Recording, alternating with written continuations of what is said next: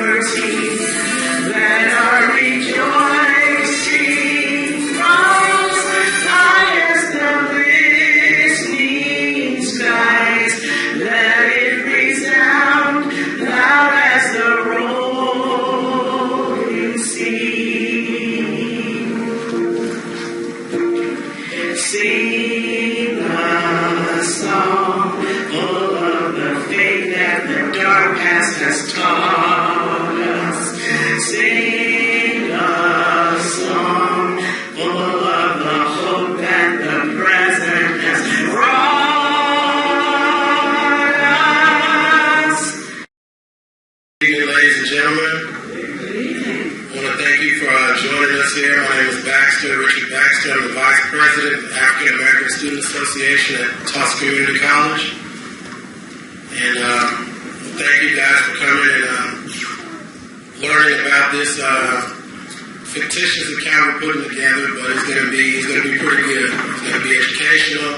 It's going to be inspiring. It's going to be fun. I want to thank you guys. I want to let you know we have snacks and drinks outside. Everything's $1. Yeah, I'm running a concession stand, so I didn't dress up. I didn't know I was getting up here, but I want to thank you guys for coming and pass it over to our president. Good evening, beautiful people. My name is Patricia Jones, and I'm the president of AASA at the TCC Metro Campus, and I would like to welcome you guys this evening. I'm not dressed either. Please forgive me. I'm doing other stuff, but I hope you guys enjoy the program. Good evening, everyone. My name is Cornelia McIntosh, and I'm the vice president here at OSU-Tulsa. And I thank you so very much for coming out and celebrating Black History Month with us. And we hope that you have a wonderful and good time. Thanks again.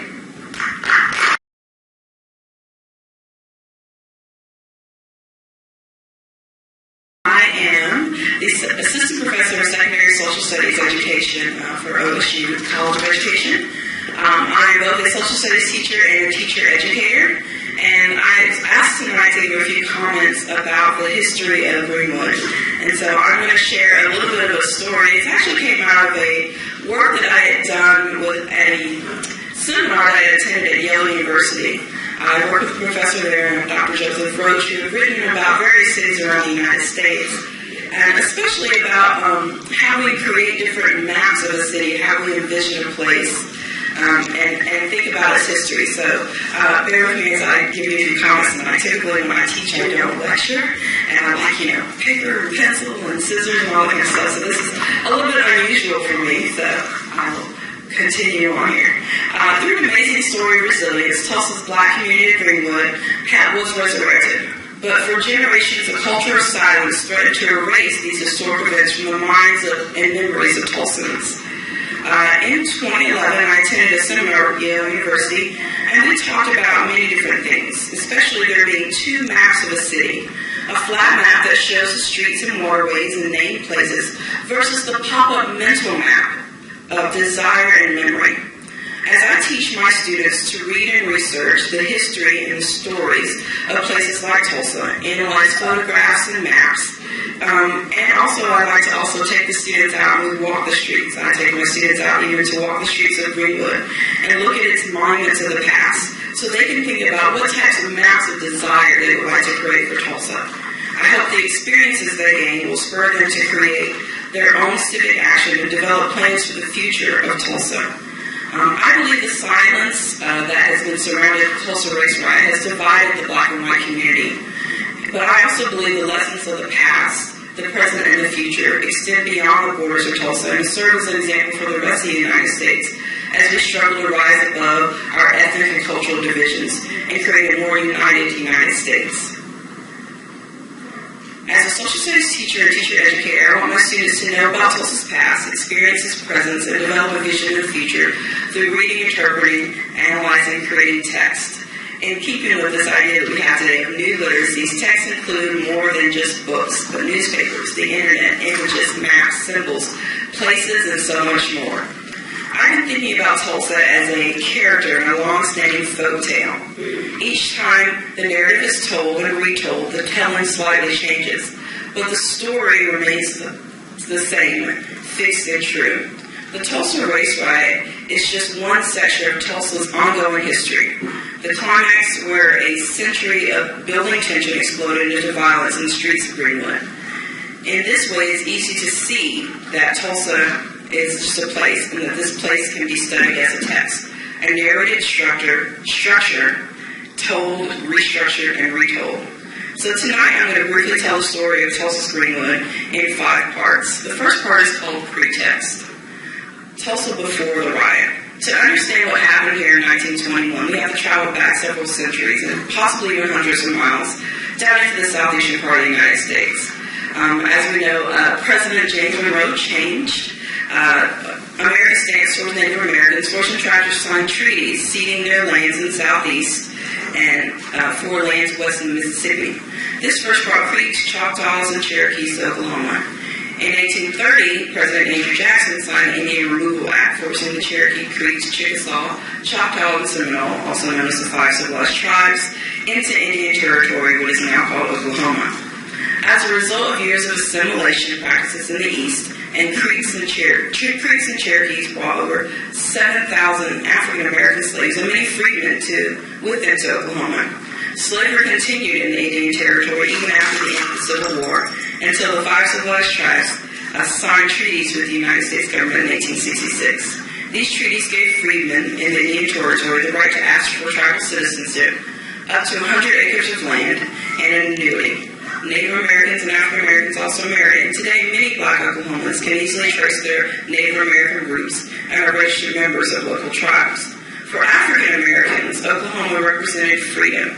Black politicians openly pushed for Oklahoma to enter the United States as an all-black state. By 1907, the year of Oklahoma's statehood, there were 28 all-black towns in the state.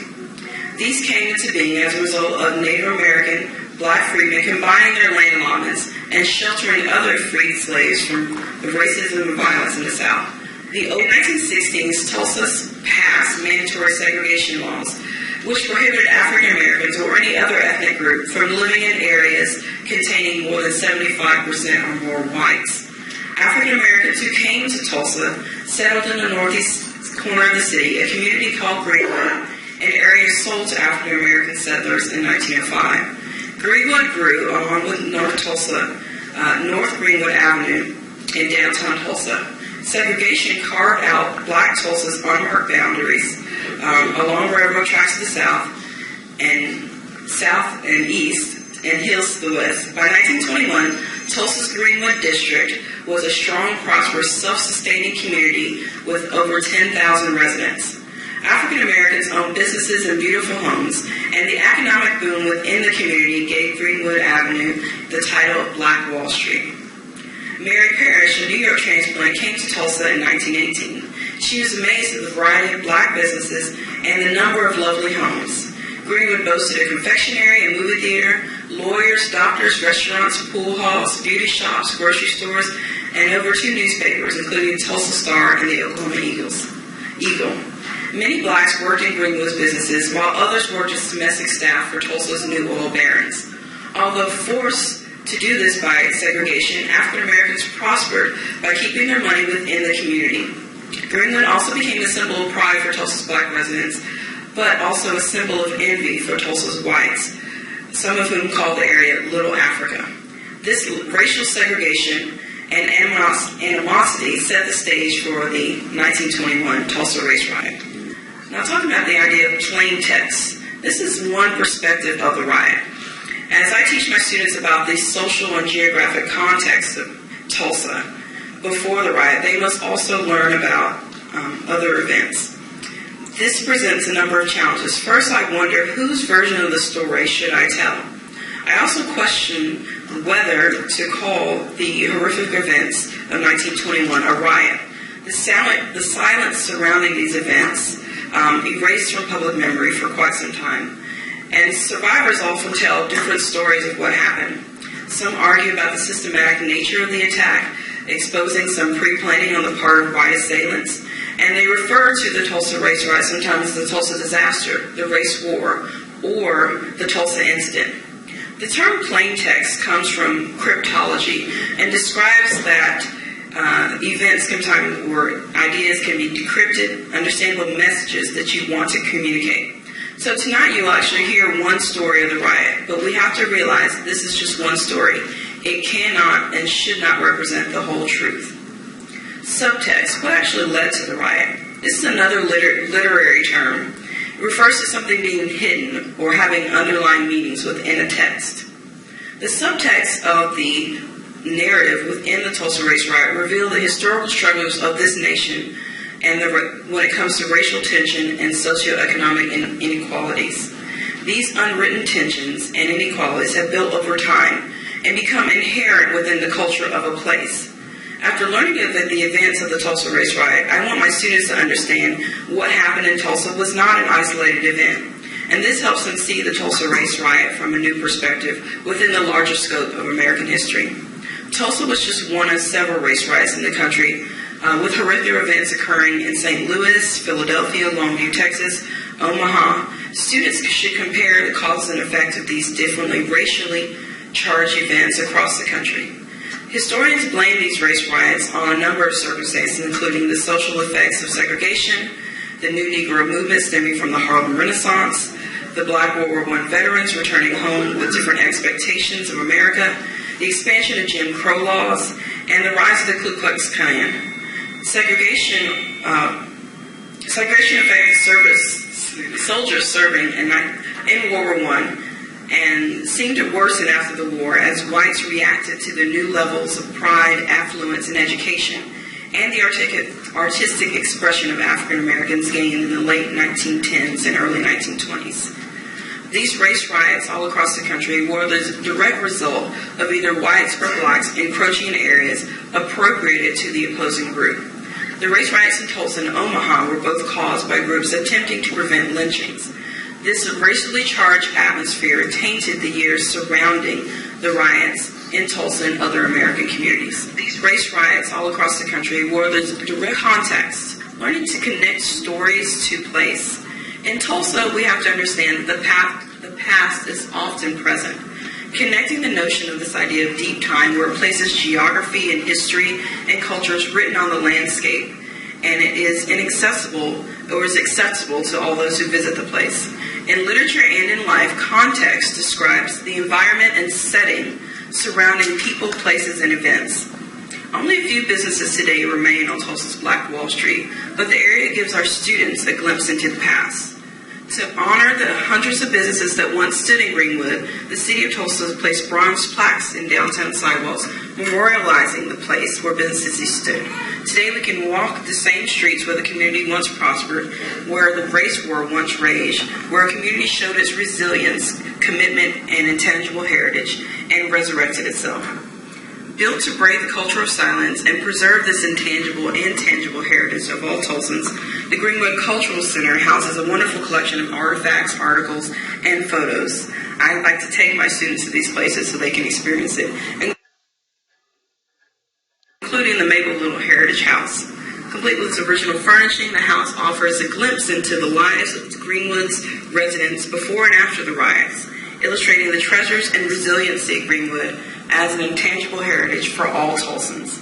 Outside the Greenwood Cultural Center, the riot's memorial wall bears the names of businesses destroyed in the event.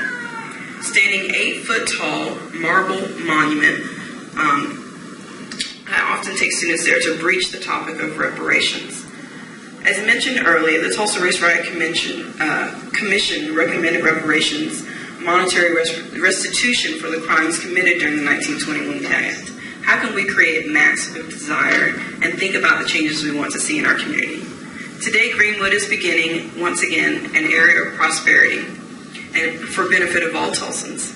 It holds many different businesses and a strip of businesses and restaurants, television station, the new one-up field, and many different things, including those same plaques that I talked about earlier that tell us about the businesses that once were here, telling the area's past and its history.